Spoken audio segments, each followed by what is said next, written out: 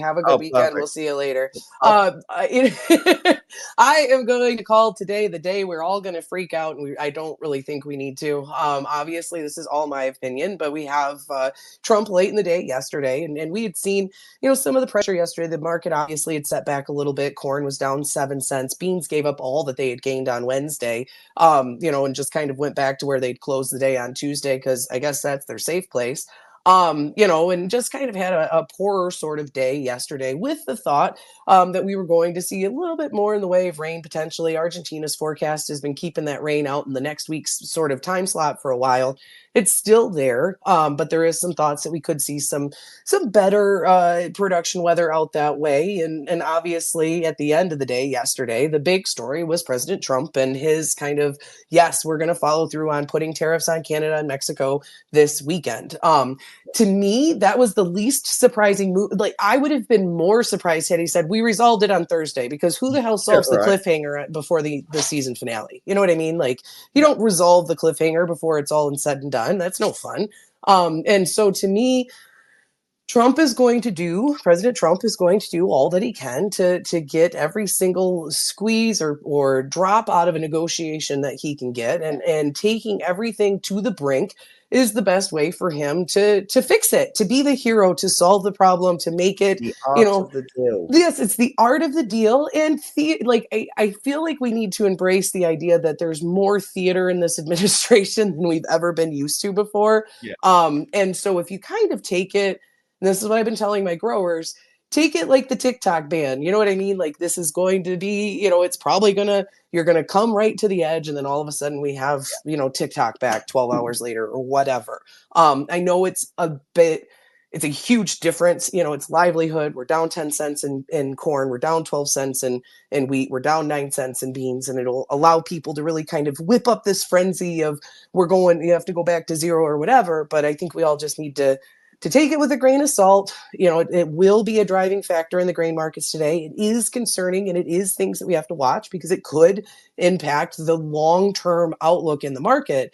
But really, to act like the funds, I saw a few people be like, well, the funds aren't going to stay in this position if the tariffs have, like, they didn't realize that this was a possibility in the Yeah, first right. place. Exactly. Like these funds are so stupid. Like, we just don't, so I think everyone just needs to kind of take a little bit of a chill pill. We'll see. We need to make sure that March corn maintains its support in that 477, 478 sort of range. Like, we have nice support underneath this market. The overall fundamental situation over the next 6 months is not necessarily going to change in corn, because you still have these production issues in Brazil that we're looking at. Exporters have pulled most of their offers for August and September out of Brazil because of the delay in safrinha, the uncertainty over what the crop will look like at that point. And so there are a lot of things that will continue to matter, in my opinion, more than tariff talk. But for now, it's all tariff talk all the time. So giddy up. Also, this be very clear on this. Even if we see something over the weekend with tariffs, it's not going to be the end of the situation. It's going to be Yeah. a very dynamic. He's still going to be talking to them. He's still going to be holding them over people's heads. He's still going to be. This isn't like a one and done situation. This is like going potentially for 4 years of every week. Yes. Us talking about That's potential why tariffs. that's why we can't get so worked up every time Yeah, he pushes us to the brink, because it's got to be something that you've got to get used to. And as a farmer, if you can't stand the heat, you know what I mean? Like, and I'm not saying like, you're all Christian, but like, if you can't stand it, like, you got to remember, and that's the thing I keep saying to a lot of my growers, it's not about where we've been, it's where we've come from. And we're yeah, still a buck above, fall lows, if you look at the front month board. And so many times farmers will get so focused on oh my gosh, I missed the 14, 15, 19 cents or whatever, and I'm a failure, when in reality it's still good value. If you're really, really worried and you don't want to carry the yeah. risk into the weekend, it's still an opportunity. I just feel like if everyone just remains calm, let him cook, and we'll see what happens as we work our way through the weekend and into the start of next week.